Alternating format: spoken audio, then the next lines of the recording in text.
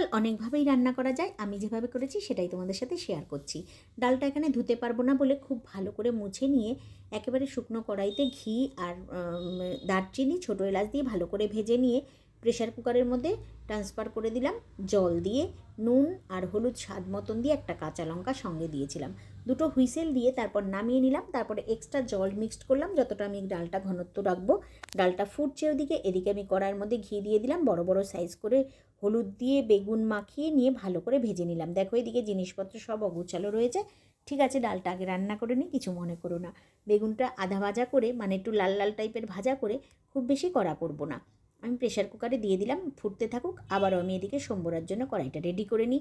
আবারও একটু ঘি দিয়ে দিলাম একটু দারচিনি, শুকনো লঙ্কা, তেজপাতা, আদা বাটা, কাঁচা লঙ্কা থেতো করে, কিছুটা চিনি, অবশ্যই নিরামিষ ডাল তার জন্য, আর একটু নুন আর হলুদ। রঙটা কম লাগছিল আর একটু নুনটা কম হয়েছিল, আমি টেস্ট করেছিলাম।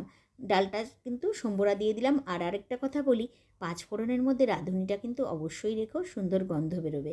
ডালটা সম্বরা দিয়ে দিলাম, দিয়ে একটু কাঁচা আদা বাটা দিয়ে ভালো করে ফুটিয়ে নিয়ে কিছুক্ষণের জন্য ঢাকা দিয়ে নামিয়ে নিলাম।